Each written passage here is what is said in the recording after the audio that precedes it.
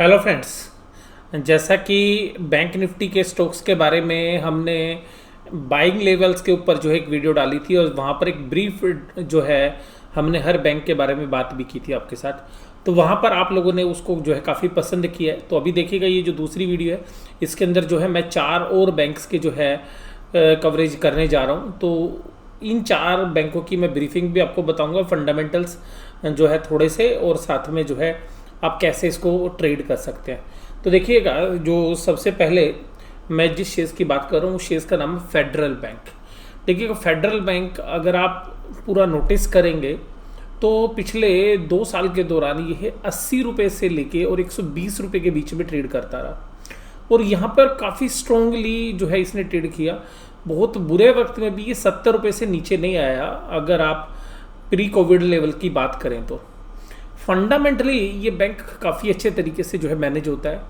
बहुत अच्छे तरीके से जो है इसके अंदर हम डिविडेंड अर्न करते हैं। राकेश झुंझुनवाला के पर्सनल पोर्टफोलियो के अंदर ये शेयर है और मिड साइज़ के बैंक के अंदर एक बेहतरीन बैंक है। और सबसे खास बात ये है कि ये शेयर गिरने के बाद उठा नहीं है, यानी कि जहाँ गिरा था बेचारा वहीं पर रह गया। अभी ये जहाँ पर खड़ा हुआ है ये इसकी पहली स्पोर्ट है, यानी कि जो 51 रुपये 80 पैसे जो भी आपको नज़र आ रहे हैं 51 रुपीज़ और 80 पैसा, ये इसकी पहली जो है स्पोर्ट है यहीं पर जहाँ पर अभी ये शेयर खड़ा हुआ है। तो ये जो 52 रुपीज़ है ये इसकी पहली स्पोर्ट है जहाँ पर, बट मुझे लगता है कि यहाँ नहीं खरीदना चाहिए। इसका खरीदने का सही लेवल है 44 रुपीज़ एंड 20 पैसा जो आपको स्क्रीन पे नज़र भी आ रहा है। यहाँ पर ये काफ़ी समय तक जो है टिका रहा और मैं इसको काफ़ी समय से जो है, क्योंकि बैंक निफ्टी के सभी स्टॉक्स को मैं क्लोजली वॉच करता हूँ, तो यहाँ पर आप 44.20 को भी थोड़ा सा अगर राउंड फिगर में करें तो 45 रुपीज़ पर भी आप इसको खरीद सकते हैं। यहाँ पर इसकी एक अच्छी स्पोर्ट है। अगर आप ये देखेंगे तो पूरा पीरियड जो है ये यहाँ पर अभी देखिएगा कितने दिनों से ये 50 रुपये की लाइन में घूम रहा है। इससे पहले ये देखिएगा ये आपको जो मैंने आपको लेवल बताया 44 रुपीज़, कि यहाँ पर ये पूरा कंसोलिडेट किया। और ये जब बुरा वक्त था तब, यानी कि जो मार्च के अंदर, तो ये 36 रुपीज़ 20 पैसा, हालांकि 35 रुपीज़ एंड 70 पैसा के लो थे, लेकिन वो एक झटके में लगे थे, लेकिन ये 36 रुपये 20 पैसे पे तब भी खड़ा रहा था। तो यहाँ पर मुझे ऐसा लगता है कि ये जो शेयर है पहली जो इसमें बाइंग है वो 45 रुपीज़ पे करनी चाहिए और 36 रुपीज़ 20 पैसे पे हो तो लॉन्ग टर्म के लिए चुपचाप खरीद के छोड़ देना चाहिए और उसको देखना मत। अगर 1-2 साल अगर आप समझ सकते तो उसमें जो अप्स एंड डाउन है सारे गुजर चुके होंगे और उसके बाद आपको ये अच्छी रिटर्न्स जो है 2 से 3 साल के अंदर दे सकता है। लेकिन मैं आपको फिर बोल रहा हूँ बैंकिंग स्टॉक्स में अभी जो है वीकनेस आ सकती है। जनवरी में एनपीए की परफॉर्मेंस क्या होती है उसके बाद पता चलेगा, लेकिन मार्केट जो है काफ़ी हद तक जो है उसको डिस्काउंट कर चुकी है। पूरा किया है नहीं किया है ये आगे आने वाला समय ही बताएगा। तो इसीलिए मैंने आपको यहाँ से भी 10% नीचे बात की है और जब 45 पे आएगा तो 45 से 51, 45 से 51 ये एक ट्रेडिंग रेंज होती है। तो 45 खरीदने का, 51 सेल करने का। और अगर आपने लॉन्ग टर्म पे भी रखना है तो आप जो है थोड़ा और इंतजार करिए और फिर वो 37 रुपीज़ पे ही आपको खरीदना चाहिए। वो मौके आपको जनवरी के आसपास मिल सकते हैं, शायद अभी ना मिले। तो अभी जो है ट्रेडिंग के लिए मैं बता रहा हूँ कि नीचे आएगा तो, क्योंकि बैंक निफ्टी हमें ऐसा लग रहा है कि 21,000 के आसपास तक आ सकता है, जिस तरीके की इंटरनेशनल मार्केट में भी और निफ्टी में भी जो पोजीशंस बनी हुई हैं। ये दूसरा शेयर है स्टेट बैंक ऑफ इंडिया। और देखिएगा मैं स्टेट बैंक ऑफ इंडिया के बारे में इसलिए बोलूँगा कि बहुत सारे जो व्यूअर्स हैं वो हमसे सवाल पूछते हैं स्टेट बैंक ऑफ इंडिया के बारे में। और मुझे याद है कि जब ये शेयर 168 रुपीज़ पे था तो मैंने ट्रेड भी किया था इसमें। तो यहाँ पर जो टीवी वाले ने इसके 100 रुपये के टारगेट देते थे और मुझे हंसी आती थी कि 100 रुपये के टारगेट कैसे दे सकते हैं, क्योंकि अगर आप इसके फंडामेंटली देखेंगे तो इसके अंदर जो SBI लाइफ का बिजनेस है, SBI कार्ड का बिजनेस है और इसके अलावा बहुत सारे ऐसे बिजनेसेस हैं जहाँ पर ये 4-5% होल्ड करता है। तो मुझे ये किसी भी हाल में ना 150 रुपये से नीचे नहीं लगता है। तो 150 रुपये अगर कभी आए तो पूछना ही नहीं है किसी से, चाहे उसके बाद नीचे चला जाए आप इसको चुपचाप रख लेना। पूरे PSU सेक्टर के अंदर मुझे सबसे दमदार यही बैंक लगता है और ये बैंक ऐसा लगता है कि इसके पास इन्वेस्टमेंट बहुत बेहतरीन है। इसमें पहली जो बाइंग है वो बनती 192 पे, हालांकि अभी भी स्पोर्ट पे खड़ा हुआ है 192। आप देखिएगा ये वो कंसोलिडेशन वाला था जो इसके इस क्वार्टर के रिजल्ट्स आए थे, वहां पर इसने कंसोलिडेट किया था 190 से 192। तो 190 से 192 पर एक टेक्निकल बाउंस जो है इस शेयर्स के अंदर बनेगा। तो वो आएगा कहाँ पर 200, जहाँ पर अभी चल रहा है 202 203 तक। तो अगर कल 200 रुपये का लेवल टूटता है तो हो सकता है कि जो ये लेवल है 192 तक के कल भी आपको नजर आ जाए। तो उसके बाद यहाँ पर आपको अगली जो बाइंग करनी है वो उसके ज़्यादा नीचे नहीं है, 186 रुपीज़ पे। 186 से 182 ये एक ऐसी रेंज है जहाँ पर कि इतने बायर्स के पास माल पड़ा हुआ है, मतलब आप इसको समझिए 15-20 दिन यहाँ पे भी ट्रेड हुआ है।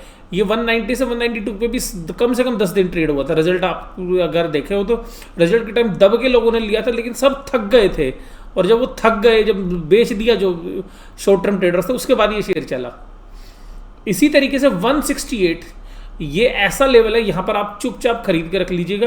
लॉन्ग टर्म के बायर्स भी 168 पे खरीद सकते हैं, और 150 रुपए पे तो आपने किसी से पूछना ही नहीं है। 150 रुपए पे तो पूछना ही नहीं है। ये वो 23 जो मार्च वाले रेट है। और ध्यान रखिएगा इसके बिजनेस जो है ना, इसकी बैलेंस शीट के अंदर जो बिजनेस है, जो प्रेजेंस है, और अगर इसके अंदर दोबारा से रिकैपिटलाइजेशन होगी, और जिस तरीके से भी ये वीआरएस स्कीम लेके आए हैं, अगर ये वीआरएस स्कीम के अंदर एक बार की तो कॉस्ट लगेगी, लेकिन ये जो चीज़ें हैं जो हो रही हैं, तो ये वास्तव में पूरे के पूरे जो इंटरनल सिस्टम है, जो स्टाफ है, उसको पूरा का पूरा जो है ये पे आउट कर देंगे एक बार। और उसके बाद ये नई रिक्रूटमेंट करेंगे जो लोग आज की डेट में टेक सेवी हैं, आईटी टेक्नोलॉजी को जानते हैं, क्योंकि इनके पास जो जिन स्टाफ्स को ये वीआरएस दे रहे हैं वो वास्तव में ऑपरेशनल एफिशिएंसी के लिए बैंक की खतरा है। तो जिस वजह से उनको एग्जिट देंगे, और उनके बाद देखिएगा नई रिक्रूटमेंट ये दूसरे तरीके से करेंगे, जैसे कि प्राइवेट सेक्टर के बैंक करेंगे। तो ये गवर्नमेंट ने जो है इनको हिदायत दी है कि आप देखिएगा इसकी ऑपरेशनल एफिशिएंसी को इंप्रूव करिए, क्योंकि जो प्रेजेंस एसबीआई के पास है वो किसी के पास नहीं है, वो एचडीएफसी के पास भी नहीं है। जहाँ जहाँ इनकी प्रेजेंस है, जितने अकाउंट इनके पास है वो किसी के पास नहीं है। और सीधी सी बात क्या है कि इंडिया के फाइनेंशियल सिस्टम के अंदर अगर आप जैसे एलआईसी की बात करते हैं, तो एलआईसी इंश्योरेंस में बिजनेस की रीढ़ की हड्डी है, उसी तरीके से इंडिया के पूरे बैंकिंग सिस्टम के अंदर आप एसबीआई को जो है रीढ़ की हड्डी जो है मान सकते हैं। और ये ध्यान रखिएगा कि गवर्नमेंट के जितने भी प्लान्स हैं वो इसी के थ्रू जो है इंप्लीमेंट होते हैं। आपने देखा येस बैंक का केस भी, तो येस बैंक भी देखिएगा इसी बैंक के थ्रू जो है ऑपरेट किया गवर्नमेंट ने। तो वहाँ पर भी होल्डिंग, अगर येस बैंक में भी कोई इंप्रूवमेंट आएगी तो भी जो है इसके शेयर प्राइस में आगे चल के अगर 2 से 3 साल का आप नज़रिया रखेंगे तो 168 का प्राइस आप इसको नोट कर लीजिएगा, यहाँ पे खरीद सकते हैं। 150 रुपये पे तो किसी से पूछना ही नहीं है। और देखिएगा जब ये इन प्राइसेस पे आएगा ना, सब लोग हल्ला कर रहे होंगे 100 रुपये हो जाएगा। हो सकता है कि इसकी नॉन परफॉर्मिंग एसेट्स एक बार बढ़े हैं, और उसके बाद हो सकता है कि ये नीचे भी चला जाए, लेकिन आप किसी के डर में आके बेचना मत। इसको ध्यान रखना, कोई कुछ भी चिल्लाता रहे, टेक्निकल एनालिसिस के 100 रुपये आ जाएगा, 70 रुपये आ जाएगा, बहुत नेगेटिव हो, आप चुपचाप इसको 150 रुपये पे खरीद लेना। और अगर उसके बाद भी अगर ये नीचे मिले तो आप खरीद लेना। और आप ध्यान रखिएगा कि ये अगर आपने 2-4 साल रख लिया तो जो बिजनेस पोर्टफोलियो इसके एसबीआई के पोर्टफोलियो में है वो बहुत फ्रूटफुल हो सकते हैं आगे चल के। और यहाँ पे रिस्क एंड रिवार्ड जो है इन्वेस्टर के फेवर में आ जाएगा। 168 और 150 पे तो कोई पूछने की जरूरत ही नहीं है, और बाकी जो है ऊपर के ट्रेडिंग के लेवल। अब ये तीसरा शेयर है, ये ट्रेडर्स का पसंदीदा शेयर। इससे बढ़िया ट्रेडिंग शेयर्स विद सेफ्टी आपको मिलेगा नहीं पूरी मार्केट में, ठीक है जी। और मैं ये आपको अपने पर्सनल एक्सपीरियंस से बता रहा हूँ, बस इसको प्ले करना आना चाहिए। और हमारे एक मित्र भी है कर्नल साहब का भी फेवरेट स्टॉक है। ये इतने अच्छे से मूव करता है कि आपको कभी परेशान नहीं करेगा। परेशान बस तब करेगा जब आप इसको गलत भाव पे खरीद लोगे। अगर आप इसको एवरेज भी करते रहोगे तो इसके भी पोर्टफोलियो में वही है जो मैंने भी एसबीआई बोला। ये इसका नाम है आईसीआईसीआई बैंक। आईसीआईसीआई बैंक के पोर्टफोलियो में आप जाके देखेंगे तो इनकी जो सिक्योरिटी वाला बिजनेस है, जो इंश्योरेंस वाला बिजनेस है, वो सब इसके अंदर इनकॉर्पोरेट है। और इंश्योरेंस में भी 2 तरीके की, जनरल और लाइफ, दोनों इंश्योरेंस है। तो आप ध्यान रखिएगा, ये कंपनी भी जो है मुझे काफ़ी बेहतरीन जो है लगती है। और यहाँ पर लेकिन रिस्क मैं फिर बोल रहा हूँ बैंकिंग वाले हैं। अगर कभी भी इसका प्राइस आपको 290 रुपये मिले, हालांकि इसकी 284 रुपये की स्पोर्ट है, लेकिन वो 284 टच नहीं करता है तो बस वो एक बार दिखा के आ जाता है। जिस दिन बैंक निफ्टी ने 17,100 के लो टच किए थे, जिस दिन मोरेटोरियम अनाउंस हुआ था उसके समय की बात बता रहा हूँ, तब भी इसने ऊपर से स्लाइड किया था 310 से, लेकिन 285 रुपये से ही बाउंस कर गया था। और 290 रुपये पे उस दिन मैंने खुद भी शेयर खरीदे थे, हालांकि मैंने ट्रेडिंग के लिए शेयर खरीदे थे, तो मैं 310 और 320 के बीच में एग्जिट कर गया था।